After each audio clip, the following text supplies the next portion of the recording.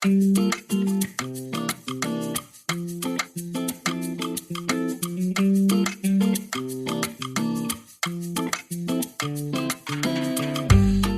hija, Nerea, tiene un libro infantil que leyó ya hace tiempo y que habla de la importancia de los amigos o las amigas y de cómo no necesariamente tienen que tener todo lo que necesitas de ellos.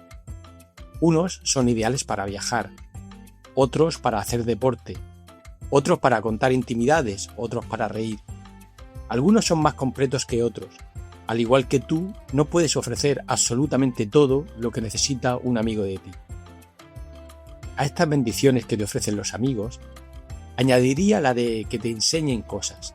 Sí, hay amigos que, entre otras cualidades, tienen la de poder aprender algo de ellos casi cada vez que comparten tiempo contigo. En esa categoría entra mi amigo Ángel Hernán Sáez. Hace poco me contaba Ángel que se había metido a indagar en los ancestros de su familia a través de una aplicación que se llama Family Share. Buscando en archivos de diócesis y apoyándose en los árboles genealógicos ya construidos por otros, me contaba emocionado cómo por una de las ramas familiares había llegado hasta el 1500 y pico, remontándose en su árbol familiar en unas 11 generaciones. Y es que saber de dónde venimos ha sido una curiosidad innata en el ser humano. Una de las 3 famosas preguntas: ¿quiénes somos? ¿De dónde venimos? ¿A dónde vamos? Que por cierto, estas icónicas preguntas no tienen su origen en un filósofo, sino que vienen del nombre de un cuadro del pintor francés Paul Gauguin. Y aunque no venga a cuento, te digo que uno de mis libros preferidos es El paraíso en la otra esquina, de Vargas Llosa, que es una biografía novelada de Gauguin y cuenta cómo la búsqueda por algo más en la vida le llevó a Gauguin hasta las Islas Marquesas, en la Polinesia francesa. La ciencia está intentando contestar, al menos parcialmente, a la pregunta ¿de dónde venimos? Esto se está haciendo de muchas maneras.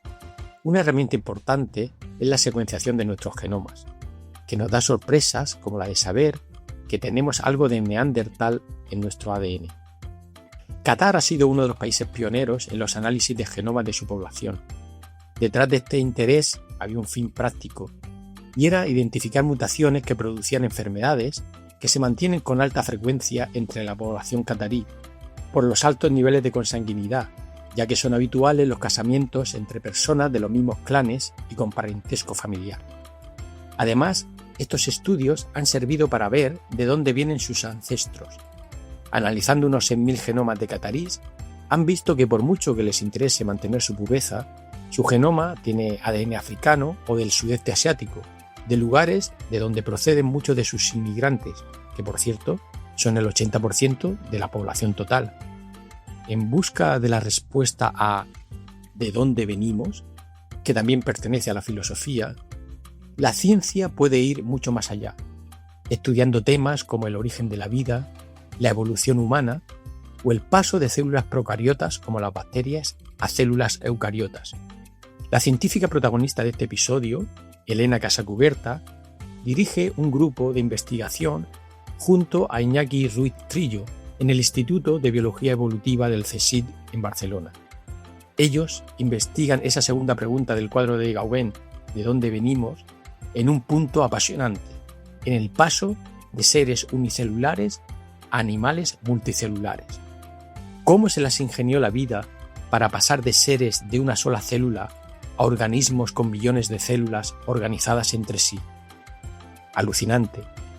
Elena, Iñaki y su grupo están descubriendo nuevos organismos unicelulares que ayudan a entender mejor nuestros orígenes. Pero como suele ocurrir en ciencia, cuando alcanzas tu meta y llegas a un descubrimiento, ya se te queda corto y empiezas a ilusionarte en el siguiente. El paraíso en la otra esquina.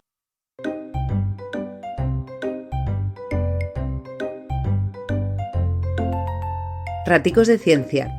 Conversaciones con científicos y científicas. La ciencia, como la vida, se disfruta a raticos.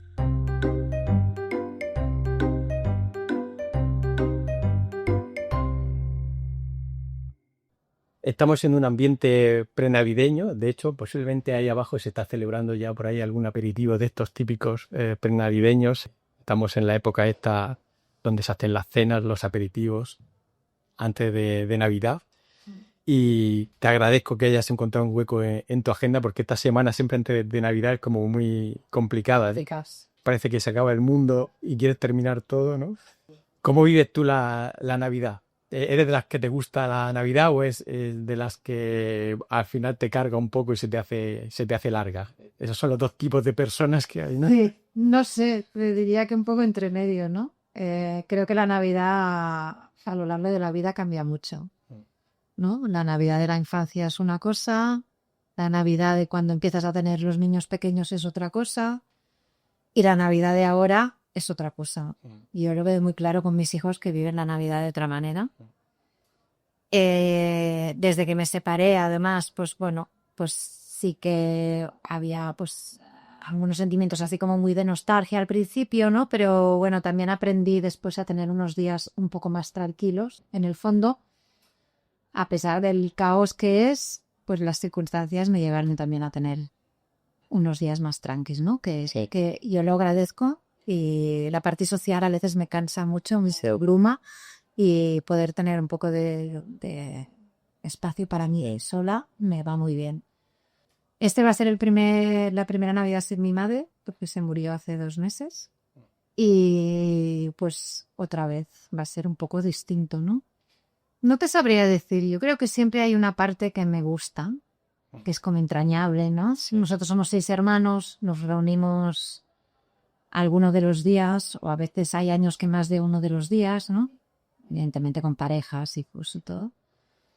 Y bueno, y algunos rituales que he ido también haciendo, ¿no? Pues tengo con 2 hermanas, nos vamos un día como que hacer compras a Girona y nos gusta mucho, ¿no? O bueno, no sé, te diría que es una época que me gusta, pero sí que es verdad que hay algunos momentos que es difícil. Piensas, este año no me voy a estresar, pero... Pues me parece muy acertado lo que dices, porque es cierto que la Navidad, como muchas otras cosas en la vida, cambia con los años y con tu perspectiva. Y es cierto que los que vamos ya acumulando años siempre echamos de menos a alguien en la Navidad, pero quizás eso también tenga su punto entrañable, ¿no? Porque es el momento también de recordarlos y todo esto. Y bueno, estoy contigo que la Navidad a veces, la socialización a veces es un poco abrumadora, ¿no? Empezando por lo que te digo, por esta pre-Navidad.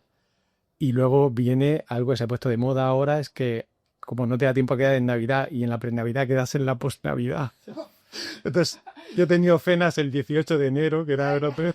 Esto aún no me ha pasado. Y eso es un poco terrible. Pero fíjate que aquí encuentro un link en esto que tú dices de la evolución que tenemos como personas durante la vida, de cómo vivimos las cosas de manera diferente, con el tema que nos ocupa hoy aquí, que es la evolución, que tú en cierto modo has estado ligada a investigar la evolución de una manera muy, muy diversas, y que vamos a ir recorriendo poco a poco, ¿no? Primero, pues, aunque empezaste haciendo la tesis en Aravidiosis, que ahora me contarás, pues el estudiar los transposones, que son unos agentes, digamos que muy ligados a la evolución, y ahora en este tema tan interesante de cómo una célula pasó a ser un organismo multicelular. Y si te parece, vamos a empezar por eso que me contabas un poquito antes, fuera de micrófono, de esa tesis que hiciste en plantas, porque has tocado muchos temas, pero vamos a empezar por ahí, ¿no? Empezaste haciendo una tesis en plantas en la Autónoma de Barcelona, ¿no? En el CSIC. En el CSIC, ok. Sí, yo estudié en la Autónoma de Barcelona, pero la tesis la hice en el CSIC, cuando se llamaba Centro de Investigación y Desarrollo en ese momento, y es de donde han salido varios institutos del CSIC. Estoy hablando pues del 96 al 2000. Y yo la hice dentro de el marco del proyecto de secuenciación de Arabidopsis. Era el momento en que se empezaban a secuenciar genomas enteros. Mi beca pasaba por hacer todo un trabajo técnico de lo que era, pues, nos llegaban baterías de bugs. De alguna manera troceaban el genoma en 50.000 trozos y se subclonaba en bugs. Entonces nosotros lo que hacíamos era también hacer unas restricciones random, subclonábamos y secuenciábamos, y de allí, o sea, yo hacía todo lo que era la parte de restricción y reclonaje, y teníamos un servicio de secuenciación que secuenciaba Sanger, todo esto. Y, o sea, yo preparaba un mogollón de mini preps. Creo que hacía 250 mini preps al día durante 6 meses. O sea, era en plan robot. Las hacías con Kit Almeron, ¿no? No, ¿qué va? Con kit. Así de... Ni con cat. y con la- No, las hacía a mano. Sí, pero bueno, lo tenía súper... Y bueno, y las corría. En el mismo día hacía las mini preps y las corría. Y después las mandábamos a secuenciar. Y después hacía todo lo que era, una vez llegaban las secuencias, el ensamblaje, ¿no? Entonces participé en varios cromosomas en diferentes momentos, y la idea de la tesis al principio no estaba muy definida, pero a la que empecé a ensamblar trozos del genoma y a comparar trozos del genoma, empecé a encontrar trozos que eran parecidos o iguales, y allí detecté un elemento móvil que no se había descrito, de un tipo que nunca se había descrito en Arabidopsis. Interesante. Ahora ya encuentro el enlace entre tu etapa predoctoral y la postdoctoral, ¿no? Sí. Porque después en el postdoc te fuiste a estudiar esos elementos Sí, la verdad es que a mí me llamó mucho la atención el hecho de que pudiera haber estos trozos en el genoma que fueran de alguna manera estables, ¿no? Aunque se movían y así, pero que no... Bueno, estaban allí y ese genoma era funcional. Y bueno, también empecé a aprender mucho sobre los elementos móviles. Curiosamente, estos son de esas circunstancias o anécdotas de la vida. Mi hermano es científico, mi hermano es científico de plantas también, se ha dedicado siempre. Y mi hermano había trabajado con transposones. Entonces, claro, yo lo primero que hice cuando empecé a ver estos trozos fue ir a ver a Pep y decirle, oye, Pep, mira que he encontrado.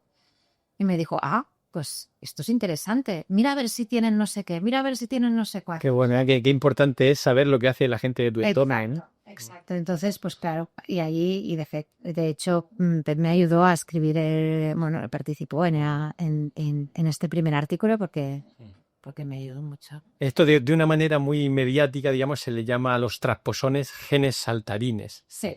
Pero, ¿realmente son genes o son...? Bueno, son más que genes. Claro, son... Bueno, hay transposones de muchos tipos, pero si queremos simplificarlo mucho, vendría a ser una unidad. Así como los genes tienen su promotor y su 3' UTR y tienen sus enhancers y tienen todas estas cosas, y podríamos hablar que es una unidad transcripcional de alguna manera. Aquí lo que hablaríamos es de una unidad organizada en varios genes que son los que van a producir las proteínas que necesita para poderse mover y reinsertar, y con unos elementos reguladores también, con un promotor determinado, con un 3' determinado, etcétera, con sitios de unión de factores de transcripción y que codifican para todo lo que necesitan para poderse mover. Entonces, los hay que son solo saltarines porque están en un sitio y son capaces de escindirse de ese sitio y ponerse en otro sitio.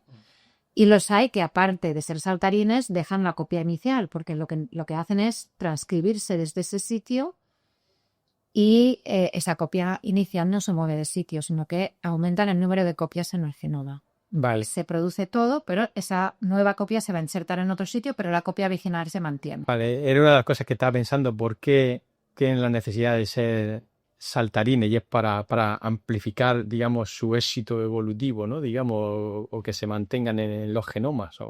Sí, bueno, intentamos no personificarlos mucho. Entonces, en principio, ellos no tienen ningún tipo de agency de per se.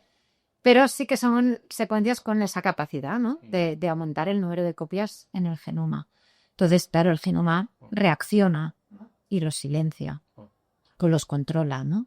Sí. Hay muchísimos mecanismos por los que controla, pero en todos los genomas hay copias activas de algunos de los elementos móviles. Y eso es lo que de alguna manera... Por eso se los llama, de alguna manera, agentes evolutivos, porque son capaces de crear diversidad en los genomas. Claro, porque van saltando por ahí y van modelando un poco el genoma y lo van toqueteando. Y una pregunta un poco de ignorante, y es, ¿qué relaciones tienen con los virus? Porque estabas hablando de eso, y para mí me recuerda mucho a la estrategia de un virus, solo que el virus pues tiene su cápside que le protege y demás, pero al final son unas secuencias muy simples que lo que intentan es perpetuarse. Evolutivamente están directamente relacionados. Lo que pasa es que no se sabe muy bien en qué dirección y seguramente en ambas, ¿no? Por ejemplo, uno de los otros temas en los que yo he trabajado, que es el tema de los telómeros, la telomerasa está compuesta por varios genes. Uno de esos genes es una enzima reverse transcriptasa. Esta transcriptasa inversa se sabe que evolutivamente viene de la transcriptasa inversa de un elemento móvil. Entonces, los elementos móviles, tanto de DNA como de RNA, están emparentados con los virus.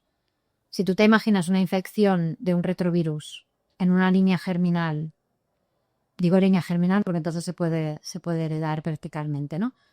En el que en ese proceso de infección el virus necesita integrarse, ¿no?, en el genoma de la célula. Si en ese proceso hay algún tipo de mutación y esa copia de ese virus no puede ser infectiva ya, se queda de alguna manera secuestrado ese genoma, ¿no? Y igual con los años tú lo identificas como un retrotransposón. Sí. Porque tiene algunos de los genes de los virus de los retrotransposones se parecen mucho. Entonces, es fácil pensar que en la evolución muchos de los retroelementos que vemos vienen del otro virus. Son desechos. Son desechos. De la misma manera, sabemos que hay elementos móviles que cooptan genes del huésped, ¿no? Y a partir de ahí tienen capacidades nuevas, ¿no? O sea que también puede ser que haya algún elemento móvil que haya podido pues coger el virus, el gen de una envuelta o un gen más relacionado con una cápside que le permite pasar de célula a célula y a partir de ese momento se convierte en algo autónomo, ¿no? Más parecido a un virus. Están relacionados. Lo que pasa es que el proceso evolutivo es largo, ¿no? Sí, puede dar algo de miedo a la gente que esté escuchando de que existen elementos móviles en el genoma que pueden saltar de un lado a otro y te pueden romper un gen Pero al igual que los virus se le asocia un lado también negativo, los virus son muy útiles para muchas cosas. Exacto. Los transposones son muy útiles para muchas cosas, ¿no? Tú lo has dicho, una de ellas que es la evolución, ¿no? Que van toqueteando el genoma y entonces van haciendo una presión selectiva que hace que los genomas mejoren. Pero también para investigación, ¿no? Se ha usado mucho. ¿Cómo se utilizan los transposones en investigación? Se han usado, pues, de muchísimas maneras. Una de las técnicas que se usaba más al principio de la genética molecular era hacer screenings de mutagénesis, ¿no? Pero de manera más controlada se han usado los transposones para ser vectores o bien de transformación o bien para, técnicas muy modernas como es el ATAC-seq, ¿no? El ATAC-seq es una técnica que se usa actualmente para poder mapar de alguna manera cómo el genoma está organizado, qué zonas de la cromatina son más abiertas y qué zonas son más cerradas. Y lo que se hace es usar una proteína que es una transposasa de un transposón y donde se va a insertar esta proteína, esta transposasa va a ser en las zonas del genoma que son más abiertas, ¿no? Entonces, las marcas que nos da el ATAC-seq en un determinado genoma nos está diciendo qué organización tiene ese genoma, ¿no? Entonces, se ha utilizado los transposones de muchas maneras distintas. Después también como vectores específicos para llevar algo en un determinado sitio, sí. Que para hacer recombinaciones. Para llevarlos a un sitio determinado, tú tienes que tener como, digamos, un sitio ya preparado, un landing pad, o se pueden dirigir de alguna manera. Sí, claro, eso hay que conocer muy bien el transposón, hay que modificarlo muy bien, ¿no? Para cada transposón tiene sus target sites. Entonces, si tú conoces sus target sites y sabes qué otras proteínas accesorias se utiliza para integrarse en un determinado sitio, pues puedes modificarlo como herramienta. Es alucinante y es una de las cosas que es muy interesante en la ciencia, cómo cuando vamos descubriendo cosas, a la vez que las vamos descubriendo, les vamos dando una utilidad, ¿no? En investigación, y eso está pasando, por ejemplo, con el CRISPR también ahora ahí muy, muy claramente, ¿no? Y entonces, tú te interesas, ya entiendo por qué te interesas por estos transposones, y te vas a un sitio de primer nivel, digamos, a estudiar estos transposones, que es en el MIT, en Boston. ¿Cómo fue esa experiencia? ¿Cuánto tiempo estuviste en Boston? Estuve casi 6 años. Estuve con Marilu Pardú, que la tengo ahí, que se murió hace un año. Bueno, sabes que yo no sabía lo que era el MIT. Mi marido de entonces, Joan, me decía, pero ¿cómo puede ser que no sepas lo que es el MIT? Has escrito, te han contestado que sí y no sabes lo que Pero es. es verdad que antes ¿no? pero antes no se conocía tanto, ahora suena más, tiene más prestigio, pero antes era Harvard y MIT estaba Sí. un poco más. Pero bueno, a mí me interesaba mucho el caso este de Drosophila, ¿no? Donde había 2 retrotransposones que estaban de alguna manera domesticados a hacer una función celular, ¿no? A mí eso me parecía fascinante. Yo acababa de descubrir los elementos móviles, me parecía algo un poco, en principio, pues sí, que tenía un lado bueno para la evolución y todo lo que sea, pero era algo un poco incontrolado, ¿no? Y en ese caso había como un crosstalk entre estos 2 elementos móviles que solo se transponían al final del cromosoma y cuando era necesario para alargar los telómeros. Porque Drosophila es una excepción, bueno, hay varias excepciones, no es la única, que no tiene telomerasa. Claro, de nuevo es una cuestión, una ventaja evolutiva que da en ese caso, imagino que alarga la vida, ¿no? Sí, es un backup, porque se perdió la telomerasa durante la evolución, que se ha perdido varias veces, sobre todo en insectos hay varios. Y bueno, de alguna manera en ese genoma se utilizó la transposición como un sistema backup para mantener los finales de los cromosomas, ¿no? Que son esenciales. Qué bueno. ¿Y en qué años estuviste en Boston? Igual coincidimos. Pues estuve desde el 2000 hasta mediados de 2005. Pues coincidimos. ¿Sí? Algunos años, yo estuve también, sí, más o menos en esos años. Estuve 5 años. Estuve en Harvard Medical School y en el NGH, en Massachusetts General Hospital, en Charlestown. Pues, en Charlestown. Sí, en el campus de Charlestown. Sí. Vale. Pero vivía en la parte de Cambridge. Pues igual nos cruzamos alguna fiesta de esta. Nosotros vivíamos delante del NGH, pero en el de Boston. Sí. Porque Joan trabajaba en NGH Sí. y yo cruzaba el puente para ir al MIT. Qué bueno. Claro, a ti te pilló también lo de las Torres Gemelas allí, ¿no? Sí. Así, a mí también me pilló que fue algo impactante, ¿no? Algo impactante, sí. La guerra al Irak después, ¿no?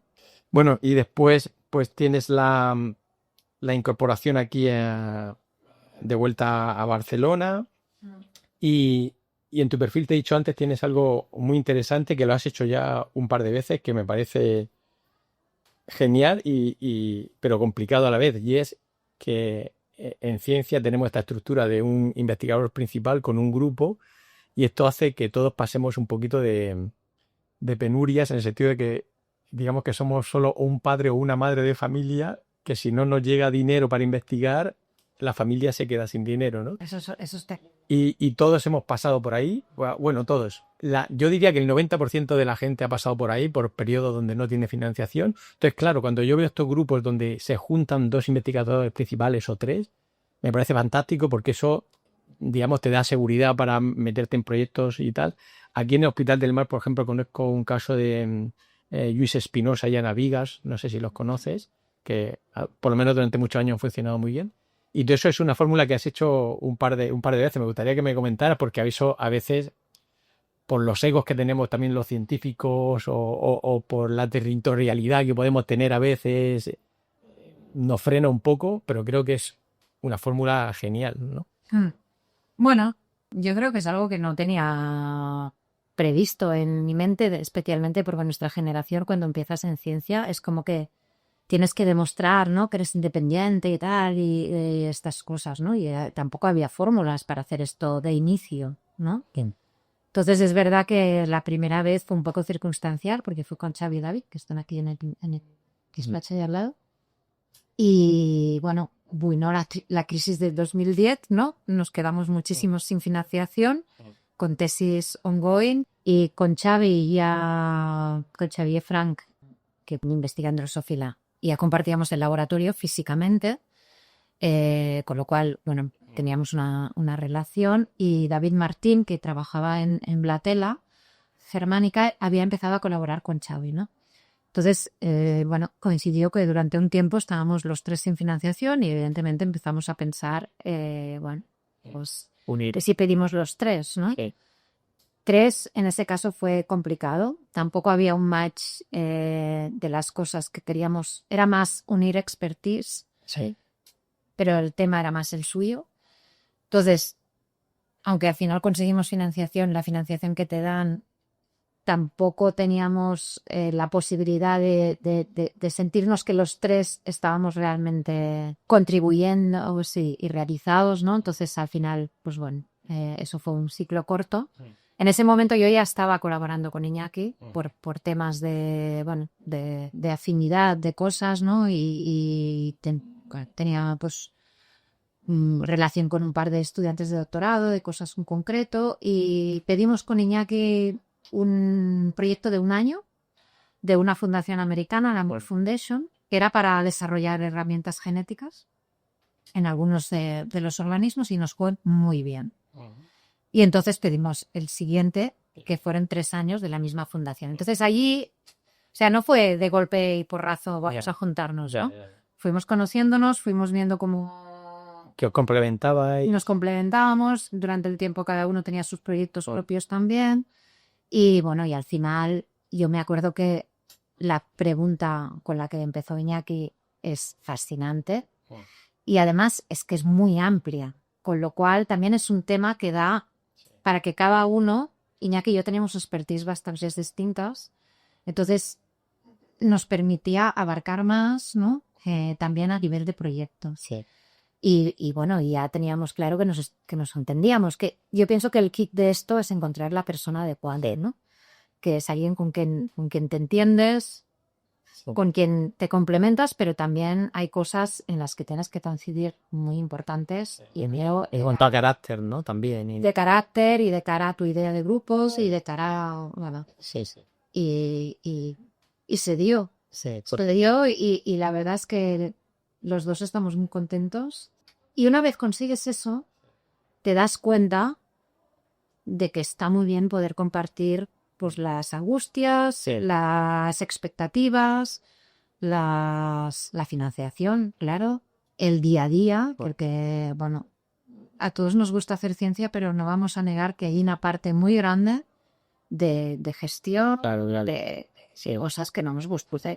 Tal. Si esto lo puedes compartir, Claro, de hecho mucho mejor. me viene a la cabeza que eso hace un par de meses, ¿no? Nosotros tuvimos una reunión para empezar una colaboración y en esa colaboración estabais Iñaki y tú, pero Iñaki esa semana lo tenía mal, entonces pudiste asistir tú, ¿no? Imagino que eso pasará muchas veces, que al final os podéis repartir un poquito esos compromisos, ¿no? Porque si no, la verdad es que la vida en la ciencia a veces te consume demasiado, te quita demasiado tiempo y hasta niveles totalmente absurdos, ¿no? O sea, que es genial que habéis podido llegar Sí, varimos mucho, a ese equilibrio. Mucho también.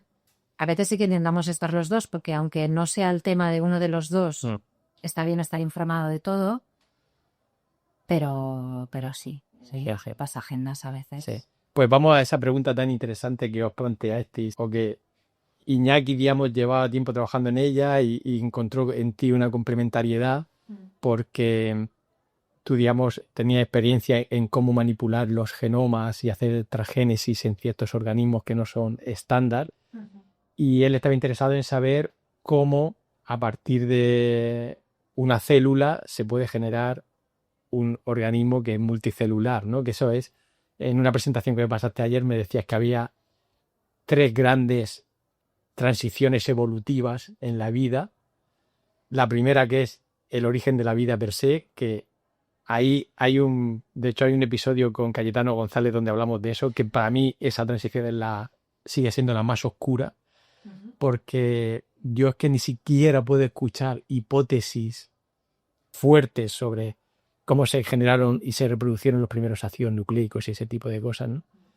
Luego la otra transición es cómo se pasa de un procariota a un eucariota, que ahí ya sí que hay muchas hipótesis demostradas. Y la tercera transición es cómo de estar en un planeta donde solo había celulitas sueltas, aparecen de pronto animales, ¿no? y por lo que he leído también y por parte de vuestros trabajos y de otros, ahí sí que ya empezáis a ver que no es ciencia ficción, que puede ocurrir, ¿no? Cuéntame un poco esto, cuáles son las hipótesis por las cuales se piensa que pudo pasar una célula a un sistema multicelular. Bueno, esto ha pasado varias veces en la evolución. O sea, en la rama de los animales es la que estudiamos nosotros, pero ha pasado también en los hongos, en las algas rojas, las algas verdes, las algas marrones y en las plantas superiores, ¿no? Nosotros nos centramos en la aparición en los animales porque es verdad que la diversidad de patrones, ¿no? De body plan es espectacular en los animales, ¿no? O sea, si te miras la diversidad animal, ¿no? Hay mucha diversidad tanto de maneras de vivir como de patrones de body plan, ¿no? No hay una teoría en concreto de por qué, ¿no? O cómo. Seguramente hay más de una manera posible. Entonces, bueno, lo que intentamos entender un poco es qué cosas de alguna manera facilitaron una primera organización. Y una primera organización que se mantuviera estable, ¿no? Igual después lo que pasó es que ya no se podía volver atrás también. O sea, tenemos que tener en cuenta pues muchas posibilidades distintas. Entonces, bueno, lo que estudiamos es un camino muy largo porque estudiamos desde cómo se pasó del último ancestro unicelular al primer animal. Pero esto en la evolución es un camino larguísimo. Sí. Y también hay una parte que la tenemos que definir nosotros de nuevo. ¿Qué características tiene un animal? ¿Qué es un animal? Sí. Parece que tengamos muy claro qué es un animal, pero ¿qué es un animal? ¿A partir de cuántas células y qué características tienen que tener este grupo de células para que nosotros podamos decir que es un animal? Sí, como tener unos marcadores. He visto también en esas diapositivas que me enviaste que tenéis algunos genes como P53 o algo así que son como muy característicos de un pasito más de esas células, ¿no? Hacia la pluricelularidad. Bueno, una de las cosas que sorprendió más cuando empezó el grupo de Iñaki a analizar los primeros genomas porque claro, lo primero que necesitas es dónde buscar, ¿no? Entonces, si tú estudias los animales que hay actualmente, lo que vas a tener, a lo mejor lo que vas a poder reconstruir es el primer animal, pero no vas a poder construir el ancestro. Entonces, para poder hacer estas investigaciones, tú lo que necesitas es los organismos unicelulares más cercanos a los animales actuales, ¿no? Para poder deducir lo que hay en los animales, lo que hay aquí, qué es lo que había en el ancestro. Entonces, una parte muy importante del laboratorio de Iñaki desde el inicio y que continuamos haciendo es buscar esta diversidad. Porque ahora mismo hay 4 linajes distintos de unicelulares cercanos a los animales, pero puede que haya más. Sí. Si hay más y nos quedamos y hacemos conclusiones con estos los linajes, solo vamos a hacer conclusiones erróneas. Yep. Entonces, los genes que se pensaba que eran exclusivos de animales, sobre todo que tienen que ver con cosas de multicelularidad, sí. En 2007 había todos estos. Actualmente hay solo estos. Si tú buscas por estos genes en uno de los clados, sí. Igual no los encuentras. Pero si tú miras todos en todos, vale. Igual sí que los encuentras. Lo cual, la hipótesis más posible es que sí que estuvieran en el ancestro y se han perdido en algunos de sus linajes, sencillamente porque no los necesitaban. Porque si tú te adaptas mucho a tu nicho ecológico, vale. Pues igual habrá toda una serie de funciones que no las necesitas. Ya entiendo. Entonces, digamos que hubo un hipotético ancestro unicelular que todavía no conocemos, que ha podido haber desaparecido también. Sí, claro. O estar en lo que se llama la biosfera rara que existe en algún lugar muy recóndito o algo así, pero... Claro, lo que nosotros vemos son cosas que son organismos que han continuado evolucionando. Todos estos linajes, lo que vemos es la foto de hoy. En base a la foto de hoy y lo que contienen en sus genomas y las capacidades que tienen ellos a nivel celular, es lo que vemos hoy. No sabemos lo que dice el ancestro. Lo que sí que podemos es deducir qué potencialidades tenía el ancestro en base a lo que vemos hoy. Entonces el ancestro, por hacer una hipótesis un poco de ciencia ficción, es que ese ancestro unicelular de pronto incorpora genes, no sabemos por dónde, puede ser por virus o... Bueno, o que ya estaban ahí, ¿eh? porque ya estaban ahí. O sea, el hecho de que nosotros los relacionemos con funciones relacionadas con la multicelularidad en animales, o sea, que son genes que tienen que ver con adhesión celular, con comunicación celular, Sí. con señalización, ¿no? En el ancestro igual hacían funciones distintas. Tenemos ejemplos de, por ejemplo, las intebrinas, ¿no? Que son genes muy importantes, proteínas muy importantes para hacer tejidos, para que un tejido sea 2D, pues están en nuestros organismos y están conservadas. Y en Capsasfora, que es una de las estrellas las integrinas se usan para que los filopodios se enganchen en el sustrato. Vale. Cosas que utilizaban para otra cosa, de pronto las modifican un poquito y las adaptan para hacerse multicelulares, ¿no? Interesante. Y también, eso dices que estaban ahí en ese hipotético ser unicelular ancestral, pero a su vez viene de bacterias, ¿no? Entonces, que de hecho ahora cada vez se ve más como hay algunos aminoácidos en algunas proteínas que están conservados desde humanos hasta bacterias, ¿no? En todos esos pasos hay unos huecos evolutivos de conocimiento que es donde la gente podría meter a Dios, digamos, ¿no? Que yo no sé si, que claro, eso los creacionistas un poco se agarran a eso. Los creacionistas ahora mismo cada vez lo tienen peor porque con las investigaciones que vosotros estáis haciendo, que muestran la multicelularidad, el paso de procariota a eucariota también está, yo creo, bastante bien entendido, pero sí que es verdad que en el origen de la vida hay todavía muchos huecos. Pero bueno, ¿tú qué piensas de esto de los creacionistas? ¿Te has encontrado alguna vez con alguno y has tenido que utilizar algunos argumentos o mejor dejarlos estar? No me he encontrado con ninguna. La verdad es que no sé muy bien cómo reaccionaría. Creo que cuando intentamos abordar estos argumentos con ciencia nos equivocamos, porque en el fondo la sensación que yo tengo de los creacionistas o de los negacionistas, por ejemplo, antivacunas, es que es algo mucho más emocional, ¿no?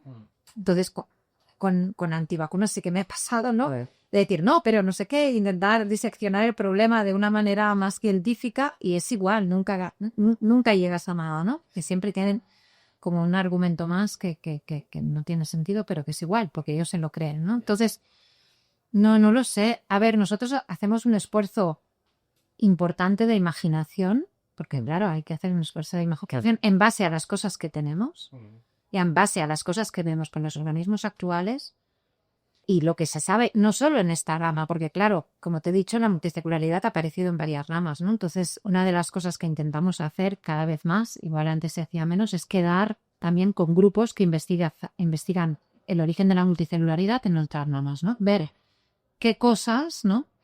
Las células, aunque tuvieran ancestros diferentes, han encontrado soluciones equivalentes. Sí. Y que no nos olvidemos que las cosas pueden haber ido de muchísimas maneras, ¿no? Y que hay una parte de azar. Y después con lo que jugamos mucho es con las condiciones ambientales, ¿no?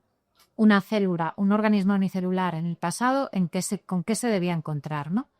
Para empezar, una de las cosas que creemos que es importante, seguramente uno de los primeros pasos hacia la multicelularidad, es que cuando tú tienes una célula solo, esa célula se encarga de todo. Y de todo es muy estresante. O sea, tienes que estar pendiente todo el rato de todas las señales que te llegan del ambiente. Tienes que estar pendiente de reproducirte. Tienes que estar pendiente de moverte si es que te tienes que mover. Tienes que estar pendiente de toda una serie de cosas, ¿no? Lo que decimos que el epitelio, sobre todo Iñaki piensa mucho en esto, que el epitelio fue una de las primeras innovaciones que seguramente ayudaron a que esto tuviera una ventaja, ¿no? Y es que aislarte un poco de todo lo que te viene y poderte dedicar, pues, a lo mejor solo a digerir, ¿no? A ser como la bomba metabólica o a dividir y crecer en número en una parte, ¿no? O a locomoción. Sí. Qué buena analogía se nos ha quedado con el concepto que decíamos de de grupo y de IP, ¿no? Una célula única sería un IP solo, estresado en intentar hacer un montón de cosas. Súper estresado. Y el saber delegar y cada uno hacer funciones dentro de un equipo te quita Pues un poco. me hace. Nunca había pensado nuestra asociación que sí, viajara tanto con el tema, pero sí. Y otra cosa que estaba pensando, claro, en evolución se habla mucho del eslabón perdido y a veces esto del eslabón perdido se utiliza por los negacionistas para decir, claro, perdido con lo que no sabes explicar, pero es que realmente, por lo que tú me estás contando, son eslabones perdidos, o sea, son realmente células o formas de vida que nos han traído hasta aquí, pero que ya han desaparecido y que ya... Claro, nosotros aproximamos esto desde el día de hoy. Claro. Estamos en el día de hoy. El pasado, pues, no existe. Sí que podemos ir a los fósiles, ¿no? Pero fósiles de este tipo de organismos, bueno, no sabemos ni si existen, ¿no? Claro, a la hora de secuenciar, yo sé que hay gente que ha secuenciado bacterias que había en momias y cosas así muy, muy conservadas, pero claro, intentar buscar la secuencia de un organismo unicelular de hace, no sé, 1.000 millones de años, Sí, es imposible.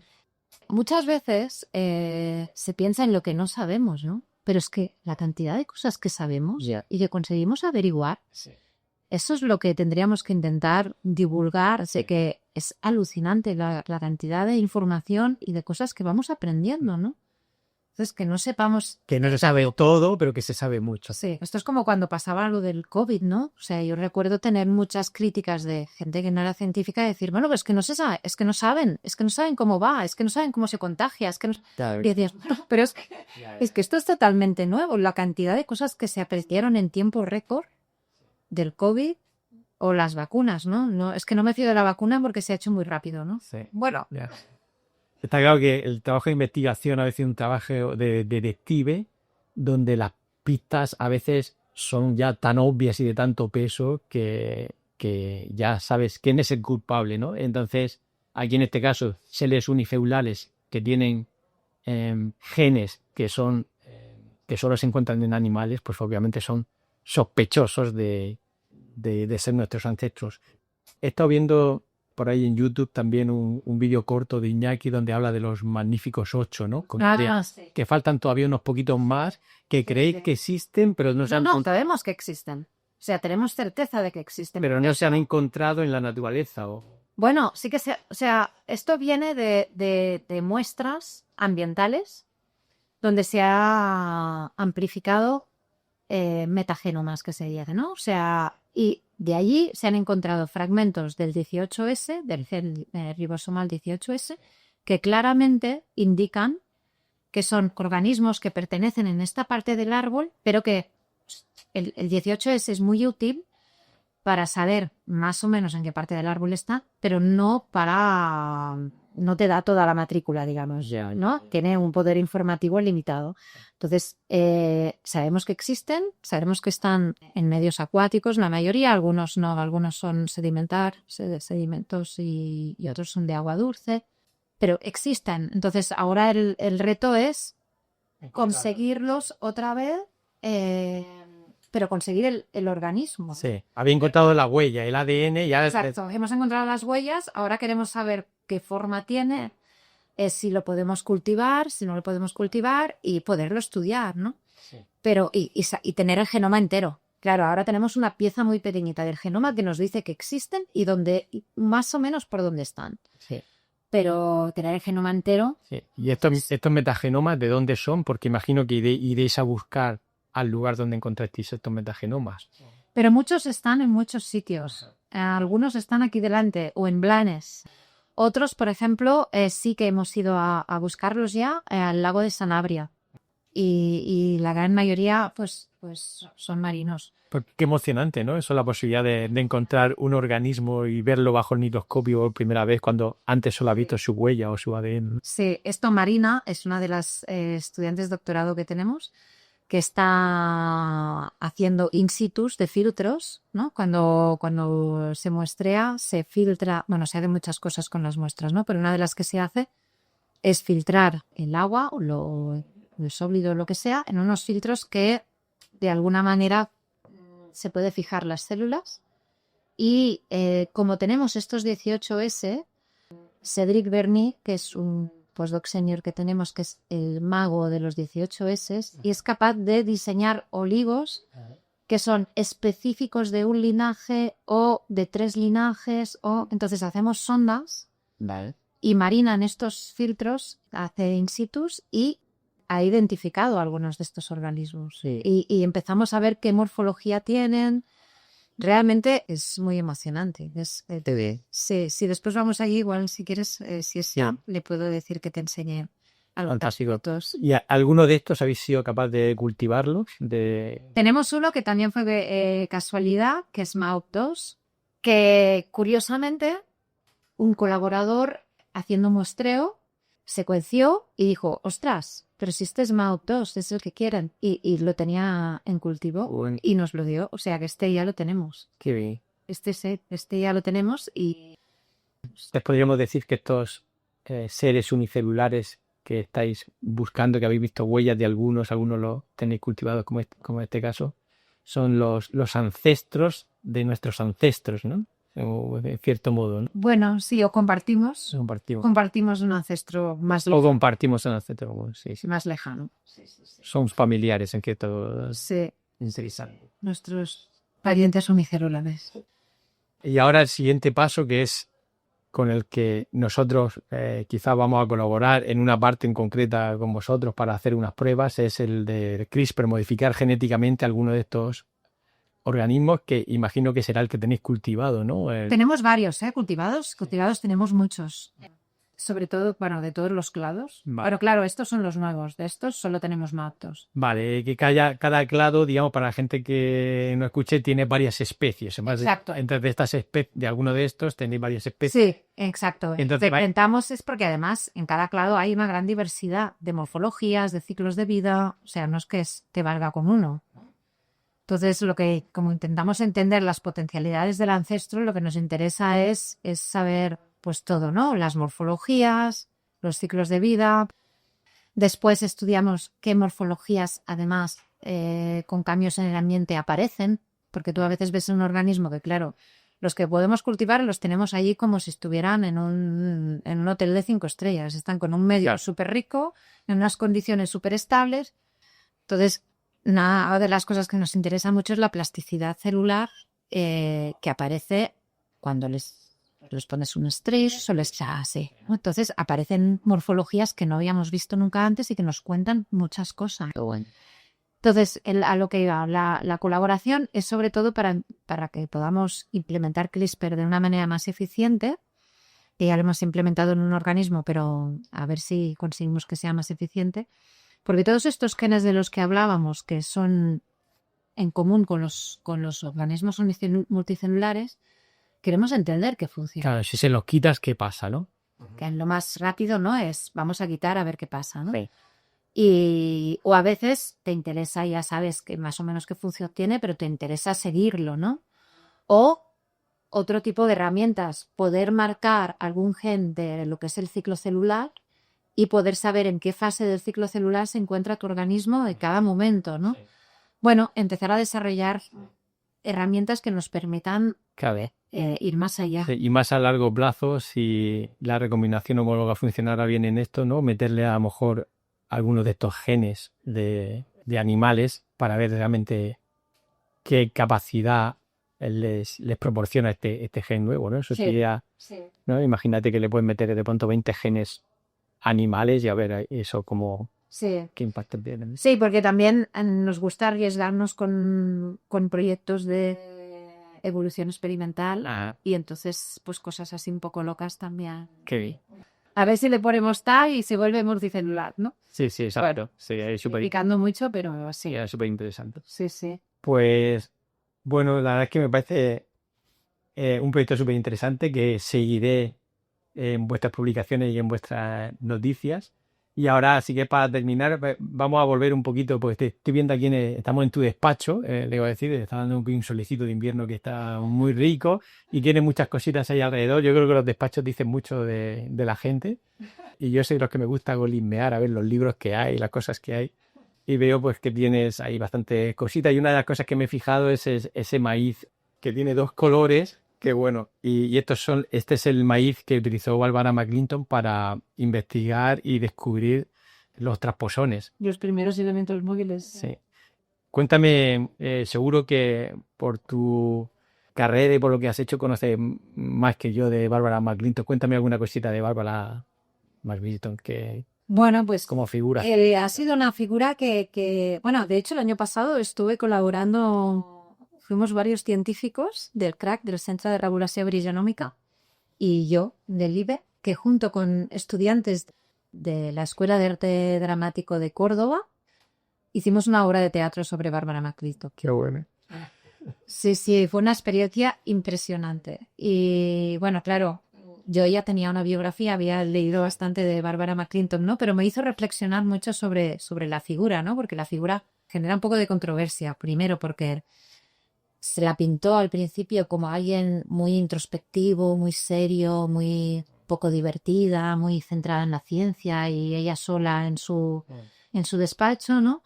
Y después, al revés, la pintó como alguien que había luchado mucho por las mujeres, que había sido muy feminista, muy... Y bueno, ni una cosa ni la otra, ¿no? Descubrimos que era una persona muy divertida, se le encantaba el jazz. Ah, sí. Eh, ¿Es esa que vienes ahí en la foto? sí, esta es. Qué bueno. Sí, esta es. ¿Y cuál era un poco la trama y el nudo de esa obra de teatro? ¿Cuál era el mensaje que queréis lanzar? Bueno, ahí esa obra de teatro iba con una maleta pedagógica para estudiantes del instituto.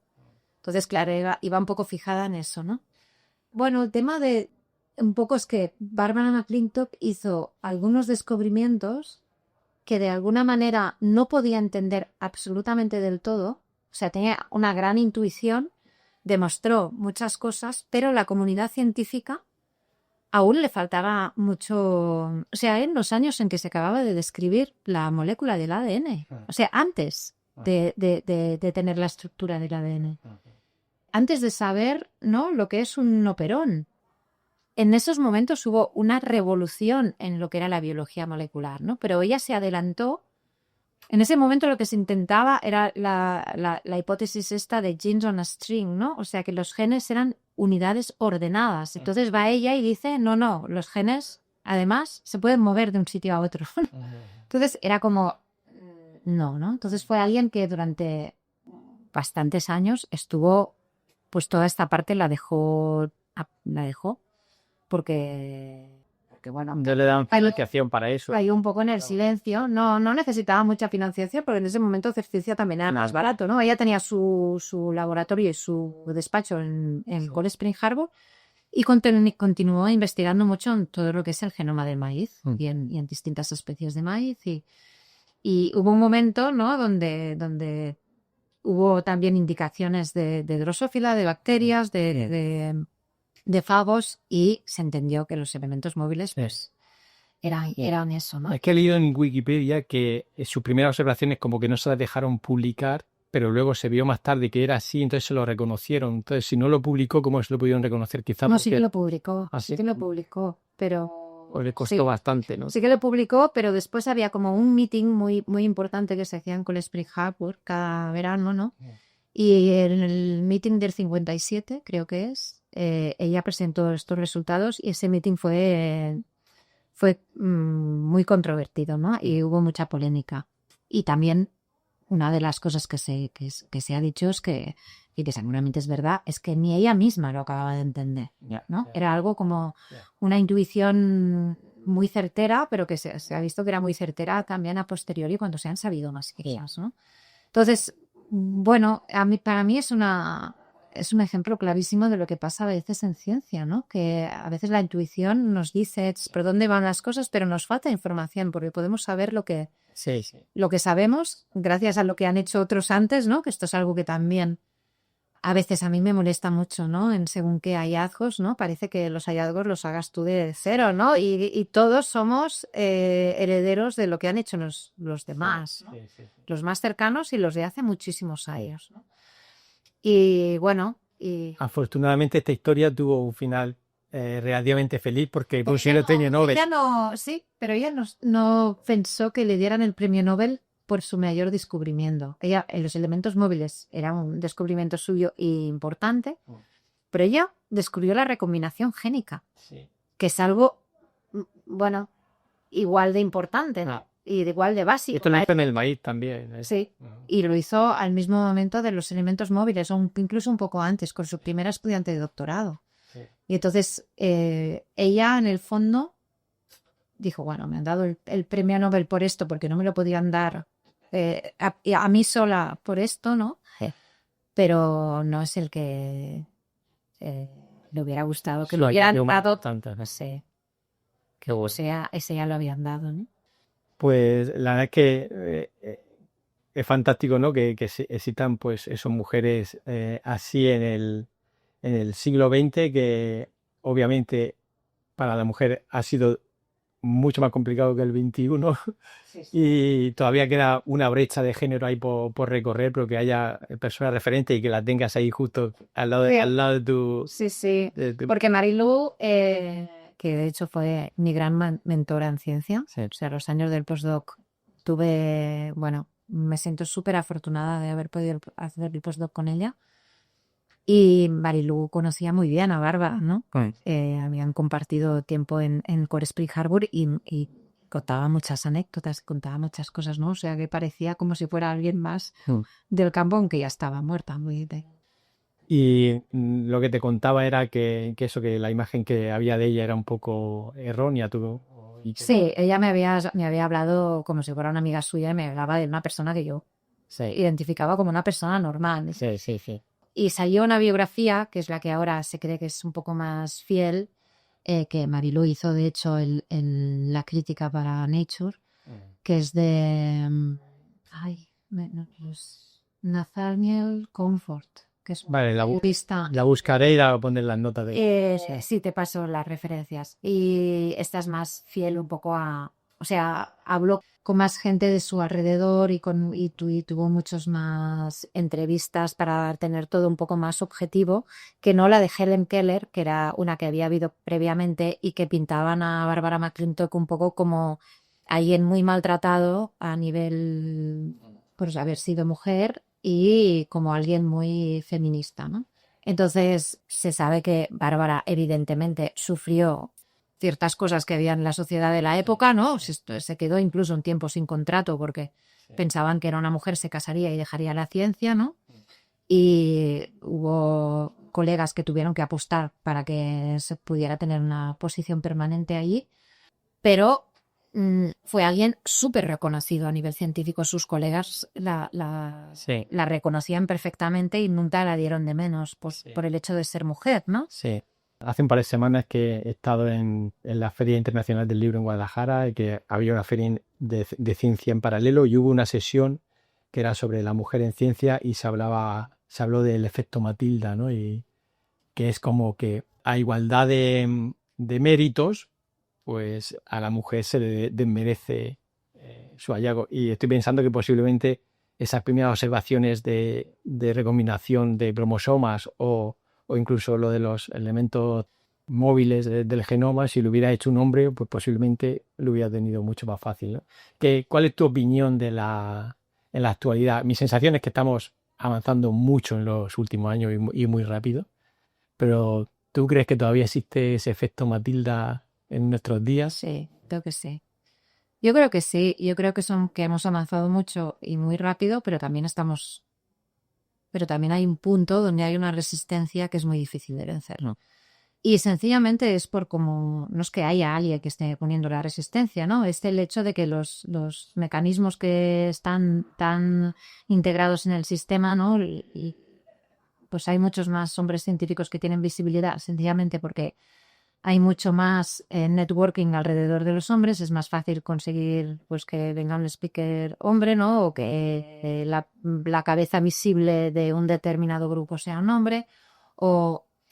Y como la ciencia no deja de ser un reflejo de la sociedad y como estamos yendo para atrás ahora, ¿no? En muchas cosas que dan bastante miedo, pues yo creo que la ciencia empieza también otra vez a ir para atrás en este sentido, ¿no? Entonces a mí me da muchísima rabia porque, bueno, yo la verdad es que he puesto mi granito de arena en toda esta lucha ahora estoy bastante más apartada de todo este tema. Y dices, ostras, en los últimos 10 años ha habido como mucho interés en avanzar en esto, mucho, mucho, mucho. Y ahora es como que todo se está como paralizando, ¿no? Ya. Y todo lo que hemos luchado, todo lo que hemos avanzado, ahora habrá que luchar sencillamente para no volver atrás. Claro, mantenerlo. Porque sí que he visto que, como tú dices, en los últimos años ha sido bastante activa. He visto que había como unas jornadas por ahí, se llamaba Women in Evolution o algo así. No sé si la seguís haciendo. No, eso lo hicimos una vez con Iñaki en 2017. Iñaki y yo montamos la primera comisión de género en 2015. En ese momento no había comisiones de género. Ahora es obligatorio que haya comisiones de género. A partir de ahí, también hablando con Esther Garcés del ITM, empezaron a montar la suya, pero nosotros fuimos bastante pioneros en esto. Y estuvimos 5 años en la comisión de género. En esos 5 años hicimos muchas cosas en este sentido, pero después pensamos que estábamos un poco quemados y además que se necesitaba sangre nueva para nosotros. Sí, hay una cosa en una entrevista que te he leído que me parece muy, muy chula, que hablas, ¿no? De que tú ya siempre te pones esas gafas de género, ¿no? Para leer las cosas. Y algo que, por ejemplo, pues yo creo que todos lo vamos haciendo ya poco a poco y hay veces que sí que nos relajamos y se nos escapa, ¿no? Por ejemplo, en el podcast yo siempre intento guardar un equilibrio hombre y mujer, pero como tú dices, es mucho más fácil acceder a los hombres. ¿Por qué? Porque si a ti te interesa una institución en concreto, pues hay 20 hombres y 4 mujeres. Y las mujeres, pues a lo mejor, pues tienen unas ocupaciones extra fuera del laboratorio que hacen tener menos tiempo, ¿no? Pero sí hay que ponerse esas gafas y decir, oye, que he entrevistado 4 hombres del tirón, pues ahora hay que, ¿no? Hay que ponerse Ponerse esas gafas, ¿no? Sí, pero cuando te las pones ya no te las quitas, ¿eh? Sí, sí. Sí, sí. Bueno, pues ya para terminar, que te estoy quitando ahí bastante tiempo, me gustaría preguntarte cosas más personales de tu vida fuera del laboratorio. No sé, por ejemplo, he leído por ahí que te hubiera gustado ser gimnasta de pequeña. Pero eso lo dije porque, bueno, es verdad. ¿Sigues ligada al deporte de alguna manera? O... Sí, es que hay la pregunta esta de ¿tú querías ser científica toda la vida? No, no es verdad. O sea, y de pequeña nunca se me hubiera imaginado pues hacer esto, ¿no? De pequeña yo me acuerdo tener, pues bueno, ganas de hacer volteretas, ¿no? Sigo ligada, yo creo que siempre he sido una persona bastante activa. Nunca he hecho deporte de manera obsesiva competitiva. O sea, es algo que no va conmigo para nada. Sí que de jovencita estaba en el equipo de natación, en el equipo de básquet, de cole, pero nunca con ganas de... De joven hice bastante montaña, alta montaña. El mar siempre es algo que me ha gustado mucho. Últimamente es lo que hago más. Nado mucho. En el mar lo que me gusta mucho es hacer snorkel y apnea. Ajá. Y bajar, coger alguna concha, cosas estas. ¿Apnea, como cuánto tiempo aguantas debajo del agua? Bueno, lo que hago es bajar. Ajá. Oye, aguanto poquísimo yo. En verano, de principio de verano, final de verano consigo bajar 8 o 9 metros. Joder. Y estoy muy contenta con eso.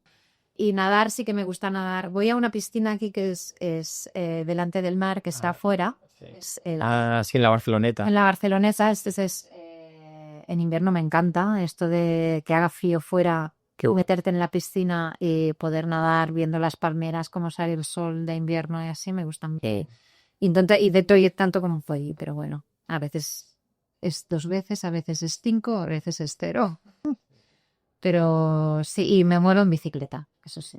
Justo ayer también escuché una entrevista, un trocito a Iñaki, y me gustó que en una entrevista así informal de pronto sacara ahí a la palestra de que tuvo un par de años que fueron muy malos, en el sentido de que se motivó por la ciencia, que le dio un bajón y tal, y es algo de lo que me gusta hablar también en este podcast con otros científicos, porque a todos nos pasa que al final somos seres humanos y nos pasan cosas en la vida que te hace pues perder un poco esas energías o esa ilusión. Bueno, tú me acabas de decir en el fallecimiento de tu madre, ¿no?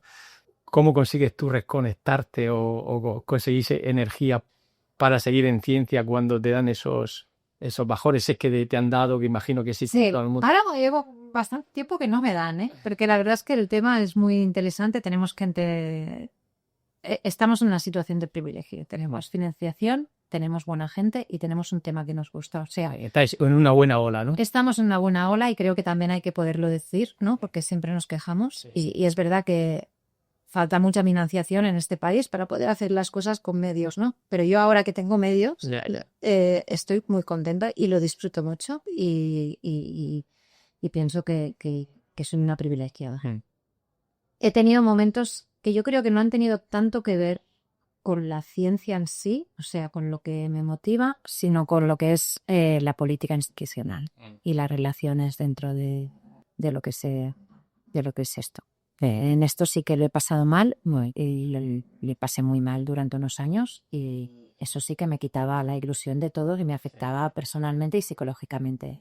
Sí, yo creo que es una experiencia que yo también he tenido, he estado unos años en el comité científico interno y tal, y hay un punto que dices, ¿para qué voy a esto si me quemo y me desmotiva y me amargo de ver cómo se hacen las cosas? Pero luego, por otro lado, tiene la obligación de estar ahí un poco intentando modelar las cosas, ¿no? Entonces, ese equilibrio a veces es complicado, pero es verdad que si tú estás permanentemente en esa lucha, el desgaste es enorme, ¿no? Sí, y a veces, bueno, ya si no ves que no puedes cambiar las cosas, no tiene sentido seguirse quemando.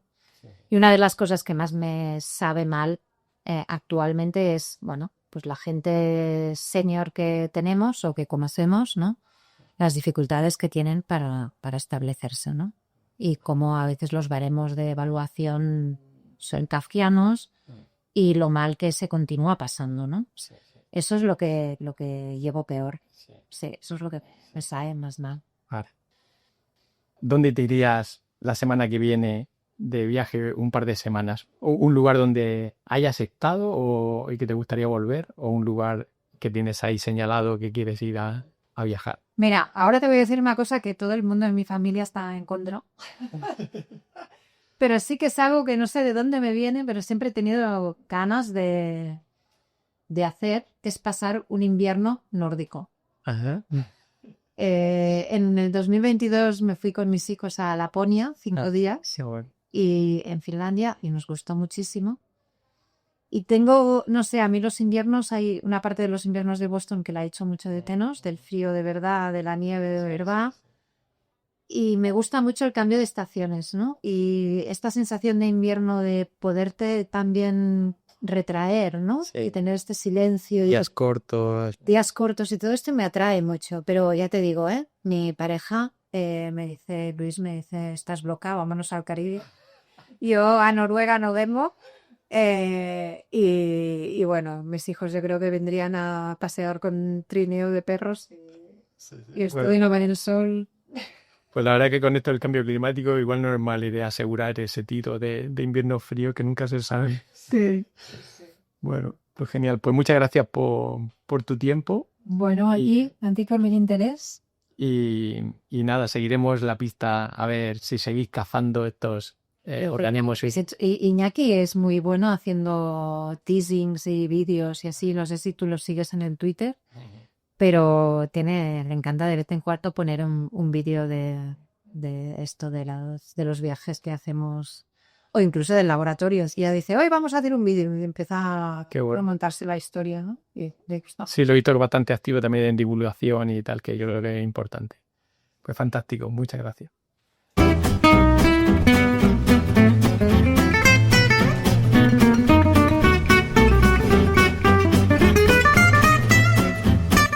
Hasta aquí, Raticos de Ciencia. Te esperamos en el próximo podcast.